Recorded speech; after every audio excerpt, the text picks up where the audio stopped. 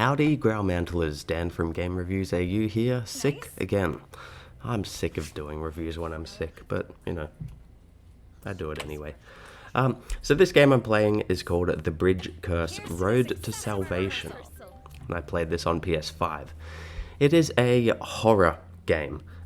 Plenty of jump scares, quite a creepy atmosphere all the time. The game is played through first-person view of the character that you are playing. Now, you're going to cycle through a few different characters and experience different parts of the story from their perspectives, which is kind of interesting, and it does leave you on a cliffhanger quite a bit, as something might happen to one character, but then it will change to the next character. So, basically, the story is there's a bunch of students at a university, I think it is, and they're investigating paranormal stuff. They're trying to do a live stream about a particular place at the campus that is haunted, i.e. these stairs. When you climb up them and count them, you count 14 steps instead of 13, that kind of jazz. And as they're doing this, they seem to awaken some kind of spirit, and this spirit chases each and every one of them. Now, it will chase them at different points in the game, so therefore there will be characters who are like, oh yeah, I don't believe there's a real ghost, it's just someone else playing a prank on us, blah blah blah. Kind of how horror stories go. Usually someone who doesn't believe that gets bitten in the bum by that disbelief later on. So yes, as I said, it is a horror game, there are jump scares, so you'll be running away from said ghost or spirit or whatever it is, and you will get a sort of notification as to how close the spirit is, or if it is chasing you. And this is depicted as a border around the screen that looks kind of like veins, or maybe an echo sort of audio image sort of thing, yeah. And the idea is to try and get away from these ghosts and escape. Now, your paths can be cut off by changes in the environment, so parts of the environment will move to block you off. So therefore you'll need to keep an eye out and be on your toes, ready to change direction.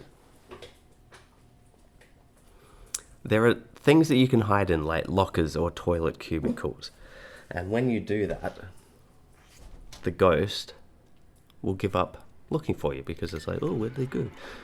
Or if it sees you go into said hiding place, it will just open it up, pull you out, and do its little capture animation. There are a couple different ghosts to come across. The graphics are really nice, so the ghosts look nicely creepy and quite gruesome looking. However, I did feel that there were long points of nothing scary happening, and for a horror game, it doesn't even let your defenses down. It just lets your expectations down, I guess. You want to be scared, you want to see scary stuff quite frequently, but there will be times where you're just running through the campus, and it's a big campus, and that can get quite boring and a bit frustrating as well, because the directions you're given as to what you need to do aren't that clear. Now, what was the other thing that irked me a bit? Oh yes, some of the additional objectives include doing things such as looking around a room for different pieces of paper. Now, these pieces of paper aren't easy to see. You have to run around until the interact icon pops up above something, and then you pick it up, goes in your inventory.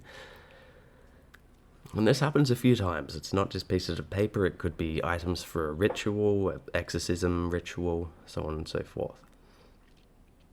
You can get to know these characters a bit better, which is, I don't know, I found that to be quite cool, because each is carrying a mobile phone, and you can open up that mobile phone and read their text messages. Now, I don't know why there is an option to ring people, because no matter who you ring, no one answers. Yeah, that's completely silly in this day and age. Everyone answers their phone. Why do people have to make it look so But yeah, realistic? Road to Salvation Bridge, what's it called again? I forget. Coward again?